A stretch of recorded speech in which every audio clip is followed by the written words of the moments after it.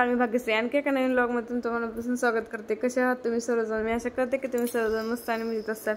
तर गावाकडे आल्यानंतर आमचा हा पहिला दिवस आहे. तर इथे चालली होती शाळेत आजोबांसोबत. तर दे म्हणजे मला टिफिन वगैरे भरून, बॉटल भरून. तर चालली ती बाय करते मला. तर आता वाजले 9:30 आणि आमचं सगळं काम वगैरे आवरले. जेवायचं राहिलेले, आता सगळे जेवण करून घेऊ. इशू गेली शाळेत, मामा घेऊन गेलेत तिला. हर्षू पण झोपलाय आता. आणि ऊन पडलेलं आहे आजचं वातावरण, काय आता पावसाचं वगैरे नाही. होडीत कसं उगवून आलं तुम्हाला दाखवते.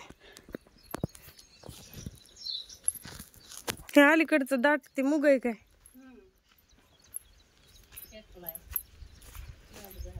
हे असं इथलं एवढं आहे ना पट्टा असा मुगाचं आहे आणि तिकडच्या साईडला सगळा होडीत दे. तर खुरपून घेतलेलं आहे आत्यांनी ताईंनी. एवढं आलंय आता उग.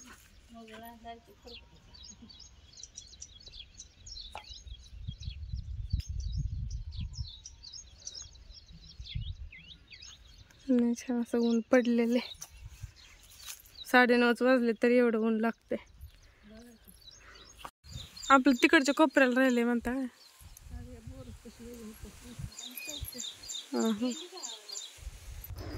त्यानंतर मग थोड्या वेळाने जेवण वगैरे झाल्यानंतर मग हर्षू झोपला आणि तर काय आलीच नव्हती आणखीन शाळेतून.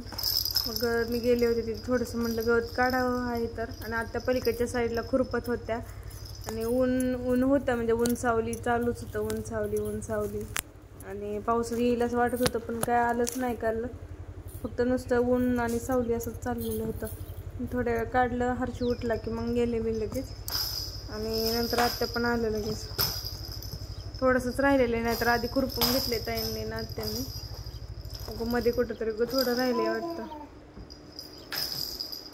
तर छान वाटत होतं मला पण असं गवत काढायला. खूप दिवसानंतर म्हणजे काढत होते. तर मग हर्षीला नसल्यामुळे मग काय एवढं जमत नाही. ते उठला की लगेच गेले मग त्याच्याकडं.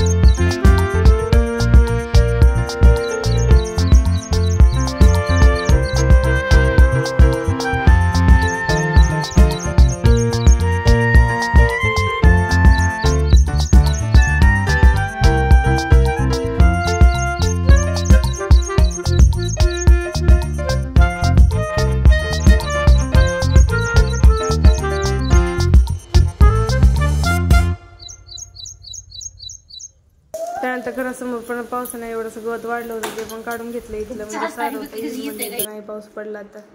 आणि इथे हे कोळपणी यंत्र आहे. तर मामा चालले होते वरच्या रानामध्ये कोळपायला. म्हणजे खुरपण्यापेक्षा ते बरं पडतं, म्हणजे त्याने जर काढलं तर म्हणजे बायकांचं काम वाचवतं ते खुरपायचं. मामा चालले होते घेऊन. मग इशू म्हणत होते मला पण चालवू द्या. तर तिला सांगत होते मामा की कसं चालवायचं असतं ते, कसं गवत काढायचं असतं ते. तर इशू चालवून बघत होती ते कसं चालतंय ते. कुठं काढायचं म्हणजे तसं बस बस हळूहळू रेट. चला तर या ब्लॉगचा मी इथे सेंड करते. कसा वाटला ब्लॉग नक्की कमेंटमध्ये सांगा. आणि चॅनलवर जर नवीन असाल तर सबस्क्राईब करायला विसरू नका. भेटूया आपण अशाच नवीन ब्लॉगमध्ये. तोपर्यंत बाय.